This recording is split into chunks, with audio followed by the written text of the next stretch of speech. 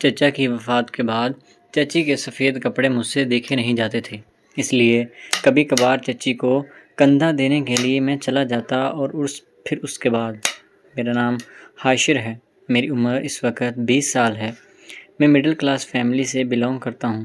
میرے بابا ایک فیکٹری میں کام کیا کرتے تھے، وہاں پر ان کی تنخواہ 35,000 روپے تھی، جس میں ہمارے گھر کا نظام چل رہا تھا۔ اس لیے جب بھی میں تھوڑا سا بڑا ہوا تو میں نے پڑھائی چھوڑ دی تھی، کیونکہ میں پڑھائی میں زیادہ اچھا نہیں تھا۔ اس لیے میں نے گھر والوں کو کہہ دیا تھا کہ میں چچا کے ساتھ کام پر جانا چاہتا ہوں۔ دراصل میرے چچا کی کپڑے کی دکان تھی اور میں بھی وہیں ان کے ساتھ جانے لگا۔ صبح میں چچا کے ساتھ چلا جاتا اور شام کو انہی کے ساتھ واپس آ جاتا تھا۔ اب میرے چچا کی شادی نہیں ہوئی تھی، وہ بھی جوان تھے، ان کی عمر 28 سال تھی۔ ہم ان کے لیے رشتہ دیکھ رہے تھے۔ میرے دادا دادی کا انتقال ہو چکا تھا، اس لیے شادی کی ذمہ داری اب میری ماں پر ہی تھی۔ میری امی نے کافی سارے رشتے دیکھے تھے، لیکن کوئی بھی لڑکی ہمیں پسند نہیں آ رہی تھی، کیونکہ میرے چچا بھی بہت خوبصورت تھے اور پیسے والے بھی تھے۔ وہ گھر میں ہماری تھوڑی بہت مدد بھی کر دیا کرتے تھے کہ اگر کہیں پیسوں کی ضرورت ہوتی تو چچا دے دیا کرتے تھے، کیونکہ وہ ابھی کنوارے تھے اور ان کا کوئی اتنا زیادہ خرچہ بھی نہیں تھا۔ جو بھی تھا اپنے کاروبار کو سیٹ کرنے میں لگے ہوئے تھے۔ ان کی دکان اچھی خاصی چل رہی تھی، اس لیے چچا بھی مجھے اپنے ساتھ لے کر جانا لگے۔ چچا کاؤنٹر پر بیٹھ جاتے تھے اور میں سارا دن لوگوں سے ڈیلنگ کیا کرتا تھا۔ ہر مہینے کے آخر پر چچا مجھے کچھ پیسے بھی دے دیا کرتے تھے، جو کہ میں اپنے گھر والوں کو دے دیتا تھا تاکہ ان کا نظام بھی چلتا رہے۔ پھر ایک لڑکی میرے گھر والوں کو پسند آ گئی، اس لیے چچا کی اس کے ساتھ منگنی ہو گئی۔ 3 مہینے کے اندر اندر وہ لڑکی، جس کا نام آصفہ تھا، شادی ہو کر ہمارے گھر آ چکی تھی۔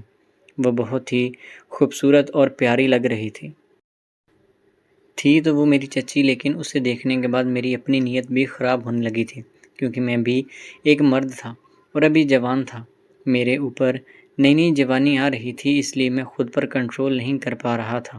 پھر شادی کا فنکشن ختم ہو گیا تھا اور اب دوبارہ سے معاملات روٹین پر آنے لگے تھے۔ میں چچی آصفہ سے زیادہ بات نہیں کیا کرتا تھا، مجھے شرم بھی آتی تھی اور میرے اندر شیطان کا غلبہ بھی آنے لگا تھا، اس لیے میں رشتوں کا تقدس پامال نہ ہونے کی وجہ سے دور دور ہی رہتا تھا۔ میں زیادہ بات نہیں کرتا تھا، حالانکہ میری چچی نے 1-2 بار میری امی سے بات کرنے کی کوشش کی تھی کہ حاشر مجھ سے زیادہ بات نہیں کرتا۔ میری امی نے مجھے سمجھایا تھا کہ بیٹا دیکھو، تمہاری چچی ہے تو اس سے بات وغیرہ کر لیا کرو، تاکہ وہ ابھی نئی نئی اس گھر میں آئی ہے، تاکہ اس کا دل بھی لگ جائے۔ میں اپنی ماں کے کہنے پر چچی کے ساتھ تھوڑا سا قریب ہونے لگا تھا، اور دوسرا معاملہ یہ بھی تھا کہ جب بھی مجھے چچی کے قریب چچا دیکھتے تھے تو ان کو زیادہ اچھا نہیں لگتا تھا، اس وجہ سے بھی میں تھوڑا سا فاصلہ ہی رکھتا تھا۔ ایک دفعہ میری امی کو کہیں فوتگی پر جانا پڑ گیا تھا۔ چچا ابھی دکان پر ہی تھے اور بابا بھی کام پر گئے ہوئے تھے۔ گھر میں میں اور چچی آصفہ اکیلے تھے۔ تب چچی موقع پا کر میرے کمرے میں آ گئی اور آ کر میرے پاس بیٹھ گئی۔ میں گھبرا رہا تھا کہ کہیں کچھ غلط نہ ہو جائے۔ چچی کا ارادہ بھی مجھے ٹھیک نہیں لگ رہا تھا، اس لیے میں فوراً سے اٹھ کر بیٹھ گیا اور میری چچی ہاتھ پر ہاتھ مار کر ہنسنے لگی اور کہنے لگی، 20 سال کا جوان لڑکا ایک لڑکی سے کیسے ڈر رہا ہے؟ اگر کوئی اور لڑکا ہوتا تو اب تک پتہ نہیں کیا کچھ ہو جاتا۔ اب مجھے اندر سے شرمندگی بھی ہو رہی تھی اور غصہ بھی آ رہا تھا۔ شرمندگی مجھے اس لیے تھی کہ میری چچی کیسے باتیں کر رہی ہے، اور غصہ اس لیے آ رہا تھا کہ وہ ایک مرد کو للکار رہی تھی۔ ایک پل کے لیے تو میں یہ بھول جانا چاہتا تھا کہ یہ میری چچی ہیں اور میرا اس کے ساتھ کیا رشتہ ہے، لیکن پھر میں نے اپنے نفس پر قابو پایا اور اٹھ کر کمرے سے چلا گیا تھا۔ خدا کی کرنی ایسی ہوئی کہ ایک روڈ ایکسیڈنٹ میں چچا کا انتقال ہو گیا۔ میں بھی چچا کے ساتھ ہی تھا۔ مجھے بھی بہت زیادہ چوٹیں آئی تھیں، لیکن ہڈی وغیرہ ٹوٹنے سے بچ گئی تھی۔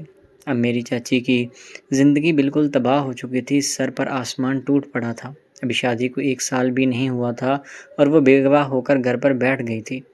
ابھی چچی کی عدت ہی چل رہی تھی، 1 مہینے تک دکان بند رہی تھی اور اتنے میں میری چوٹیں بھی ٹھیک ہو گئی تھیں۔ میں واپس دکان پر جانے لگا تھا اور چچی گھر پر ہی ہوتی تھی۔ اب مجھ سے ان کے سفید کپڑے، ان کا مرجھایا ہوا چہرہ دیکھا نہیں جاتا تھا۔ میری ماں اور بابا بہت کوشش کرتے تھے اس کو خوش رکھنے کی، لیکن اب اس بیچاری کے پاس کوئی امید نہیں تھی جس کی وجہ سے وہ زندہ رہے یا خوش رہ سکے۔ بیچاری سارا دن ماری ماری پھرتی رہتی تھی اور صرف اللہ سے دعا کرتی تھی کہ اس کے آگے آنے والی زندگی آسان ہو جائے۔ جب بھی میں کام سے واپس آتا تھا میرے کمرے میں آ جاتی تھی۔ اب ان کی عدت ختم ہو چکی تھی، اس لیے اس طرح کا بھی کوئی ایشو نہیں ہوتا تھا۔ وہ میرے پاس آ کر بیٹھ جاتی اور باتیں کرنے لگتی اور کام کے بارے میں پوچھنے لگتی۔ مجھے چچی پر بہت زیادہ ترس آتا تھا، وہ بہت زیادہ ٹائم میرے پاس گزارنے لگی تھی۔ محلے کی ایک خالہ نے میرے گھر والوں کو مشورہ دیا کہ لڑکا تمہارا بھی جوان ہے اور وہ بھی بیچاری بیوہ ہے، تو کوشش یہی کرو کہ دونوں کو ضروریات کا خیال رکھا کرو۔ اس کے بعد میری ماں ذرا چکنی ہو گئی تھی اور ہر وقت مجھے چچی سے دور رکھنے کی کوشش کرنے لگی تھی۔ مجھے بالکل بھی اچھا محسوس نہیں ہوتا تھا کہ ایک تو بیچاری پہلے سے بہت دکھی ہے اور اوپر سے میری ماں ان کے ساتھ اچھا سلوک نہیں کر رہی۔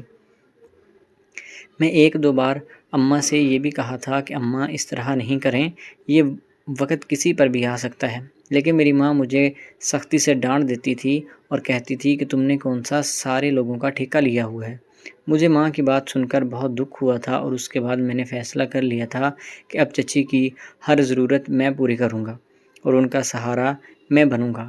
میری ماں میرا رشتہ کہیں اور دیکھ رہی تھی، لیکن میں نے صاف صاف انکار کر دیا تھا اور کہا تھا کہ شادی کروں گا تو میں آصفہ سے ہی کروں گا۔ میری ماں نے مجھے گھر سے نکالنے کی دھمکی دے دی تھی۔